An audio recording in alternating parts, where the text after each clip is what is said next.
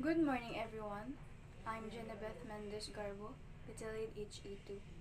So, this will be the continuation of our topic. So, I will be discussing the refrigerant that are used in domestic refrigeration and window type air conditioning units.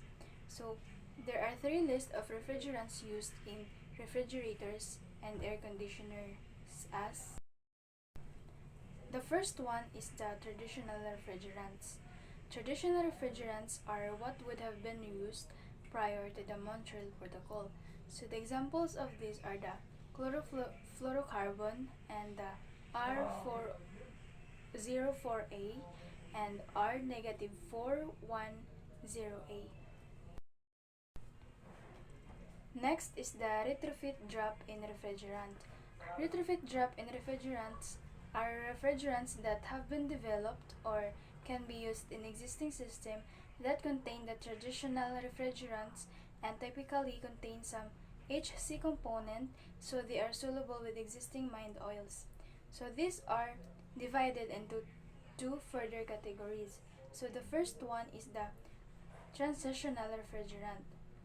Those that comprise some HCFCs and are therefore still controlled by the Montreal Protocol and should only be considered short-term use in systems that contain CFCs. And the next is the long-term refrigerant. So those that do not comprise any ozone depleting substances and can be considered to be unrestricted. Next is the new system refrigerants. Include refrigerants that are also not restricted by the Montreal Protocol and are expected to be applicable for long-term use. As you can see here in Table 1, the applications are the domestic refrigeration, portable and window air conditioning units, split and ducted air conditioners, mobile air conditioning or MAC. And the traditional refrigerants naman are the R12, R22, R22, R12. There is also the retrofit or drop-in refrigerants, transitional and long-term, and also the new system refrigerants. Let's now proceed to the methods and processes of refrigerant recovery. Recovery means to remove refrigerant in any condition, vapor or liquid, from a system and store it in an external container, DTIE or UNEP in the year 2010. Removal of refrigerant from the system is necessary in some instances during repair and maintenance of a refrigeration and air conditioning system. This is usually done first before the process of evacuation or vacuuming, especially in large systems. Considering that most refrigerant contain elements that are considered ozone depleting substances, ODS, or are global warming potential, WP, proper practice or procedure must be employed to minimize the release of this GWP, environmental harmful substances to the atmosphere. To accomplish this, the use of special recovery equipment is a requirement. This equipment ensures optimal or complete and safe removal of the refrigerant from the system. The recovery process begins with having the proper tools and accessories aside system from the recovery equipment or machines such as safety goggles, gloves, manifold gauges, refrigerant recovery cylinder, weighing scale, refrigerant recovery unit or machine, appropriate hoses, screwdrivers, and wrenches. The most important aspect of refrigerant recovery or any other job is safety. Of course, safety is the most very important thing that we should consider. Here are the personal safety guidelines. First is use personal protective equipment or PPE. including safety goggles, gloves, and safety shoes to prevent frostbite.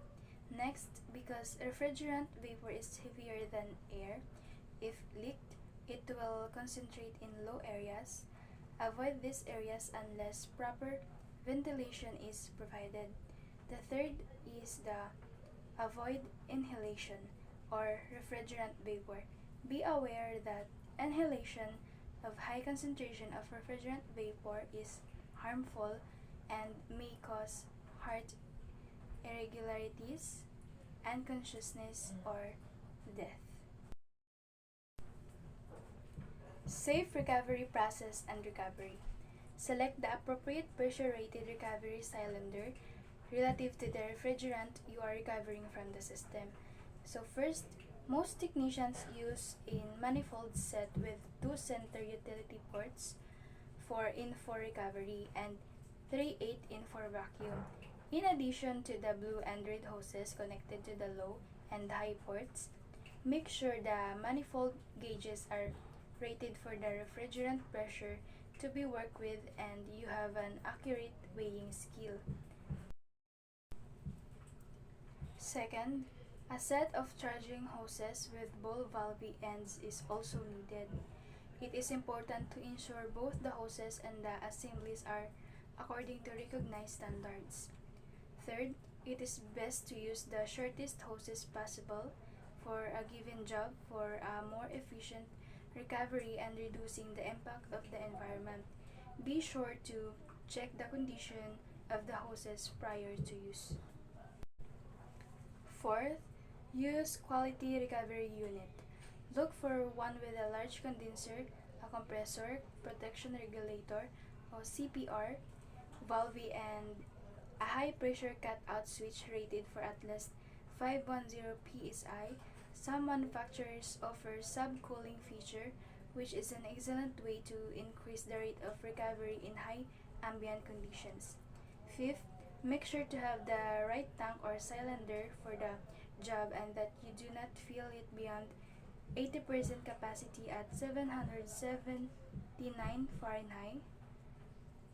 Check the valve for signs of damage such as dents or corrosion before using and confirm the cylinder is within the certification date. Next, weigh the empty cylinder on an accurate scale, assuring that the cylinder is freestanding on the scale with no restrictions due to recovery equipment. 7. Monitor the pressure during the filling step. Do not exceed maximum service pressure of the recovery cylinder that is stamped on the cylinder collar or shoulder. 8. Do not overfill the cylinder. Shut off valve if maximum gross weight or service pressure is reached. Liquid refrigerant will expand as its temperature is increased. If the cylinder somehow becomes completely full of liquid, the pressure can increase dramatically with a relative small increase in temperature. Next is, once recovery is completed, close the cylinder valve completely. Weigh the filled cylinder as final checkpoint. Tag the cylinder by identifying the refrigerant content to avoid mixing refrigerants in the same recovery. Lastly, exercise caution when moving filled recovery containers. Use proper cylinder handling procedures. Avoid dropping, denting, or damaging of cylinder. Vergara, 2001. That's the end of my topic. Thank you for listening.